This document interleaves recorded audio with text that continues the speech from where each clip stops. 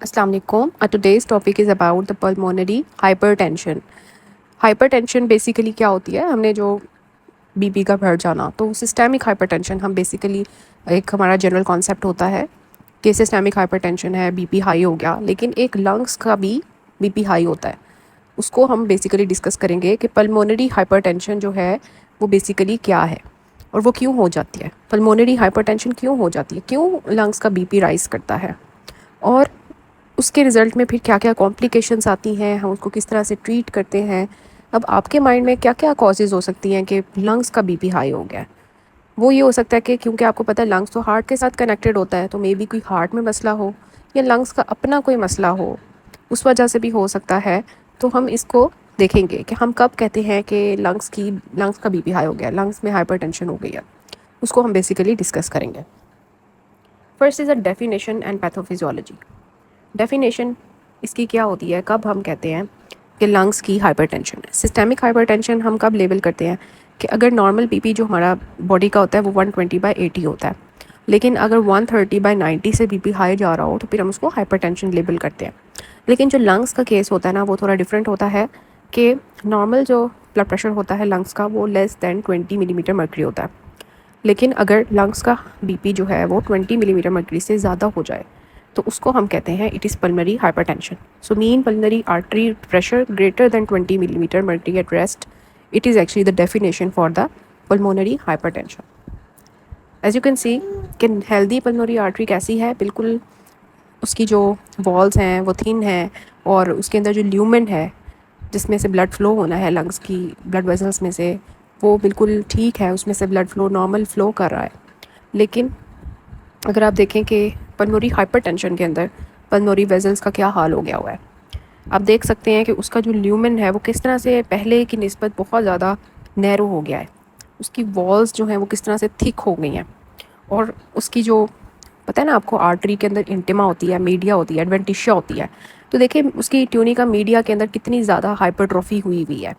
और आप देख सकते हैं कि अंदर इंटिमा के अंदर किस तरह से फाइब्रोसिस चल रही है, और आप देख सकते हैं कि आर्टीरियोस्क्लेरोसिस चल रही है। तो इस तरह से पल्मोनरी हाइपरटेंशन की आर्टरी इस तरह से हो जाती है, तो वैस्कुलर रीमॉडलिंग की वजह से ये सब कुछ हो रहा होता है। तो बेसिकली कॉम्प्लेक्स प्लेक्सिफॉर्म लीजन्स यहाँ पे बन रही होती हैं। तो अभी हमने देखा कि पल्मोनरी हाइपरटेंशन क्या होती है, उसकी डेफिनेशन कब हम लेबल करते हैं, जब 20 मिलीमीटर मर्करी से ज़्यादा हो जाए प्रेशर, और उसमें होता क्या है, आर्टरी के साथ क्या होता है, पल्मोनरी आर्टरी के साथ। सो की कॉन्सेप्ट क्या है कि कोई भी ऐसी चीज़ जो कि रेजिस्टेंस क्रिएट करे, ठीक है, आपको पता है ना, हार्ट होता है, उसके अंदर राइट एट्रियम है, ब्लड ब्लड सबसे पहले पूरी बॉडी से आता है राइट एट्रियम में, सुपीरियर इन्फीरियर वेना कैवा से, फिर वो राइट वेंट्रिकल में जाता है, फिर राइट वेंट्रिकल से वो पल्मोनरी आर्टरी के थ्रू पीछे लंग्स में जाता है, फिर लंग्स में से ऑक्सीजनेट होके वापस लेफ़्ट एट्रियम में आता है, फिर लेफ़्ट एट्रियम से लेफ़्ट वेंट्रिकल में जाता है, और फिर वो एओर्टा के थ्रू पूरी बॉडी में जाता है।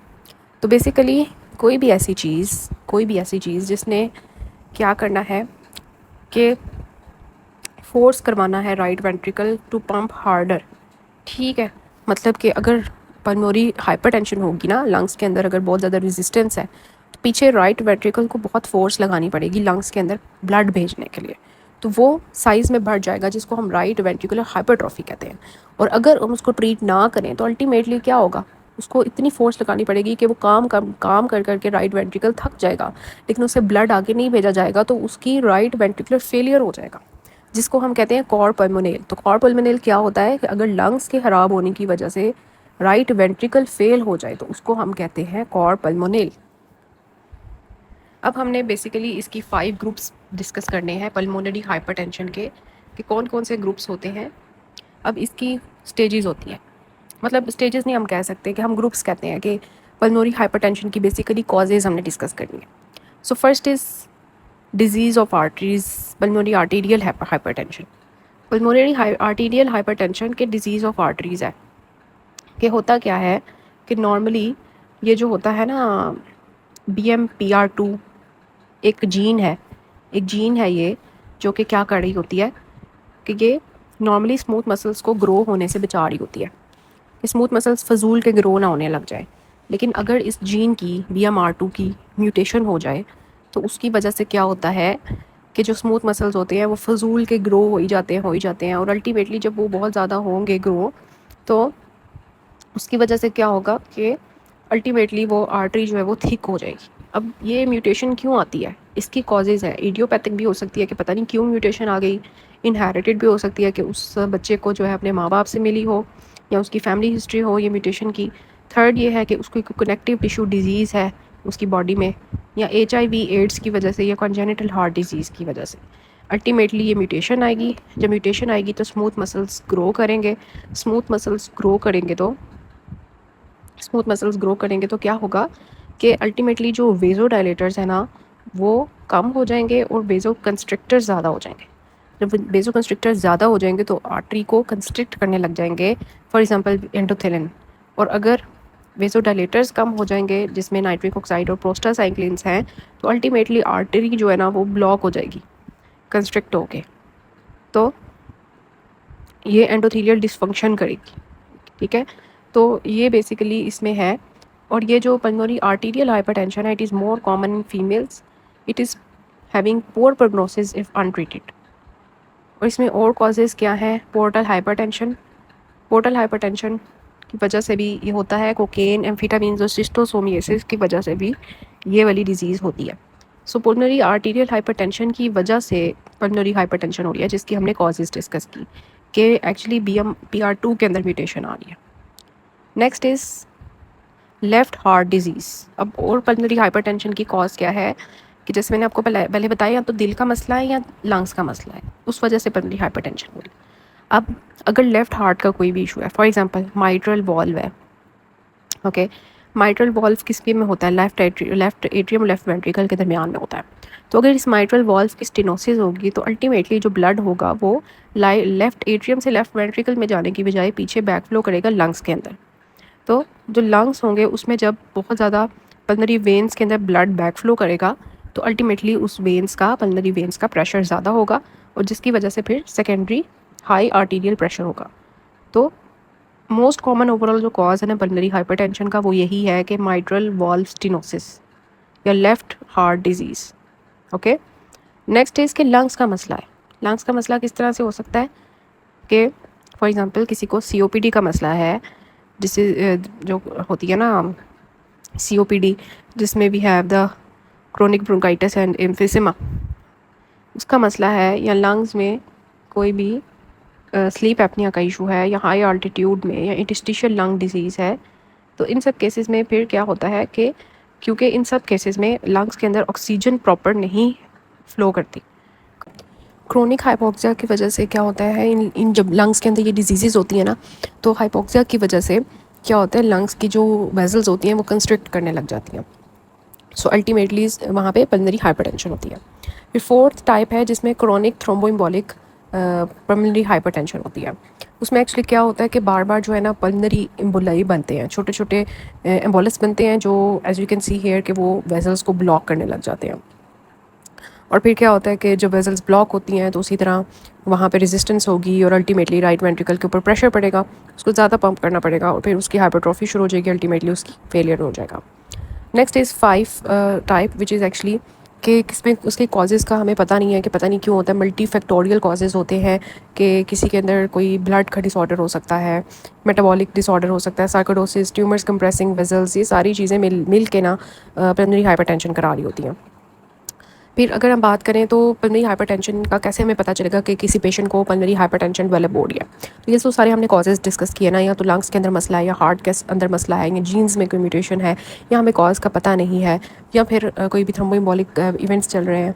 अब इन सब के अंदर पल्मोनरी हाइपरटेंशन का हमें पता कैसे चलेगा? ऑब्वियसली जब लंग्स के अंदर बहुत ज़्यादा प्रेशर हाई होगा तो जो लंग्स जो हैं वो सही तरह से प्रॉपर काम नहीं करेंगे, ऑक्सीजन डिमांड बॉडी की पूरी नहीं होगी, क्योंकि लंग्स का तो काम ऑक्सीजन लेके आना है। जब लंग्स में हाइपरटेंशन है, ऑक्सीजन सही तरह से फ़्लो नहीं करेगी, ब्लड सही तरह से ऑक्सीजनेट नहीं होगा, जिसकी वजह से सांस में मसला होगा। ठीक है, जब भी कोई पेशेंट काम करने लगेगा, एक्सर्शनल डिज़निया होगा, कोई काम करते हुए डिज़निया होगा, शॉर्टनेस ऑफ ब्रेथ होगी, और ऑब्वियसली पूरी बॉडी में जब प्रॉपर ऑक्सीजन नहीं जा रही तो बॉडी फटीग हो जाएगी, थक जाएगी, और फिर चेस्ट डिस्कम्फर्ट होगी। ऑब्वियसली लंग्स के अंदर मसला है तो ऐसे लगेगा उसको कुछ जैसे जो है ना चेस्ट में कोई इशू है, डिस्कम्फर्ट है, और इसके अलावा सिनकपी होगी, जब उसके ब्रेन को प्रॉपर ब्लड सप्लाई नहीं जाएगी हार्ट से तो वो बेहोश हो जाएगा, तो सिनकपी हो सकती है। तो ये सारी चीज़ें हैं।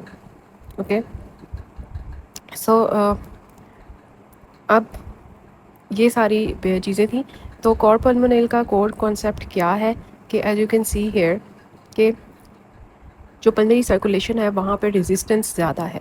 ये आपको नज़र आ रहा है हार्ट, ठीक है, यहाँ पे आप देख सकते हैं कि हार्ट बना हुआ है और ये लंग्स के साथ किस तरह से कनेक्टेड है। और हो क्या रहा है कि लंग्स के अंदर पल्मोनरी सर्कुलेशन में रेजिस्टेंस ज़्यादा है, राइट वेंट्रिकल को बहुत मुश्किल से पंप करना पड़ा है, जिसकी वजह से उसकी हाइपरट्रॉफी हो गई है और उसकी वजह से पैरास्टर्नल हीव आती है, जब उसको बहुत ज़ोर से काम करना पड़ता है, अल्टीमेटली राइट वेंट्रिकुलर फेलियर हो जाता है। अब जब राइट वेंट्रिकल फेल होगा ना, तो ऑब्वियसली राइट वेंट्रिकल आगे पंप नहीं करेगा तो ब्लड पीछे आएगा, सुपीरियर इन्फीरियर वेना कावा से बॉडी में बैक फ्लो करेगा, जिसकी वजह से क्या होगा कि एसाइटिस हो जाएगी, पेट में पानी भर जाएगा। फिर ऑब्वियसली जब ब्लड बैक फ्लो करेगा तो ऊपर जेबीपी राइज करेगी, जुगुलर वेनस प्रेशर ज़्यादा होगा। फिर लंग्स, फिर जो लिवर है, सॉरी लिवर की, क्योंकि वो बैक फ्लो करेगा तो लिवर की हेपेटोमेगैली होगी, लिवर लार्ज हो जाएगा। और फिर इसके अलावा जो लेग्स हैं वो स्वॉलन हो जाएंगी, क्योंकि पूरी बॉडी में पेरिफेरल एडीमा शुरू हो जाएगा, पेट में पानी भर जाएगा, लेग्स में पानी भर जाएगा, मतलब राइट वेंट्रिकुलर फेलियर के साइंस आने लग जाएंगे। So this was all about pulmonary hypertension कि पल्मोनरी हाइपरटेंशन क्या होती है, ये आपने सारा रीड कर लेना है। नॉर्मली कितना प्रेशर होता है, लो प्रेशर होता है, लेकिन पल्मोनरी हाइपरटेंशन में किस तरह से थिक वेजल्स बन जाती हैं और नैरोड आर्टरी हो जाती है, ये सारा आपने रीड कर लेना है। कितना प्रेशर होता है 20 मिलीमीटर मर्करी से ज़्यादा एट रेस्ट। ओके, ये देखिए वेस्कुलर रीमॉडलिंग चल रही है, राइट वेंट्रिकुलर हाइपरट्रॉफी और फिर राइट वेंट्रिकुलर फेलियर, ये आपने सारा टेक्स्ट रीड कर लेना है। ओके, और ये 5 ग्रुप्स ऑफ पल्मोनरी हाइपरटेंशन हम डिस्कस कर चुके हैं। ये आपको मैं पीडीएफ शेयर कर दूंगी। अगर आपके पास व्हाट्सएप नहीं है मेरा तो मुझे डिस्क्रिप्शन में नंबर है, वहाँ पे आप मैसेज करें, मैं आपको एक लिंक शेयर करूँगी जहाँ से आपको पीडीएफ्स मिल सकते हैं और आप इनको रिवाइज़ कर सकते हैं। ओके, ट्रायलो के ऊपर आपने इसको देखना है, वहाँ पे सारे पीडीएफ्स अटैच है। ये सारा आप टेक्स्ट रीड करें, जब आप पीडीएफ को मिल जाएगा आपको तो ये आप जितनी भी हमने बातें की है वो सारी यहाँ पर है। ओके, ये हमारा टॉपिक फ्रॉम फर्स्ट एड था, इसको आप रीड करें तो आपको समझ आएगा कि हमने जितनी भी बातें की है वो सारी यहाँ लिखी हुई है। ओके, पल्मोनरी हाइपरटेंशन क्या होती है, ग्रुप 1, ग्रुप 2, ग्रुप 3, ग्रुप 4 और ग्रुप 5 क्या क्या होता है। अब जी हम इसका एमसीक्यू डिस्कस करते हैं। 47 years old women presents with progressive shortness of breath. अब देखें उसको सांस का मसला हो रहा है, मतलब कोई ना कोई लंग्स का इशू है। Physical examination reveals a loud S2। S2 sound क्या होती है, जो एओर्टिक और पल्मोनरी वॉल्व के क्लोयर की वजह से आती है, मतलब कोई ना कोई पल्मोनरी या एओर्टिक वॉल्व का मसला है। ओके, राइट वेंट्रिकुलर हीव है, तो हमने देखा था कि राइट वेंट्रिकुलर हाइपरट्रॉफी जो होती है उसमें राइट वेंट्रिकुलर हीव होती है। मतलब ये है कि लाउड S2 क्यों आ रही है, क्योंकि पल्मोनरी वेजल्स आगे से ब्लॉक है, पल्मोनरी वॉल्व के अंदर इशू है, जिसकी वजह से पीछे से राइट वेंट्रिकुलर हाइपरट्रॉफी हुई हुई है। ओके, इकोकार्डियोग्राफी में जब हमने इको कराई तो हमें राइट वेंट्रिकुलर हाइपरट्रॉफी भी मिल गई। ओके, और पल्मोनरी आर्टरी भी हमें डायलेटेड मिली, तो इसका मतलब ये था कि उसको पल्मोनरी हाइपरटेंशन है। ठीक है, तो पल्मोनरी हाइपरटेंशन है स्पेशली, तो इसका आंसर जो है वो ये होगा। So this is about the topic pulmonary hypertension.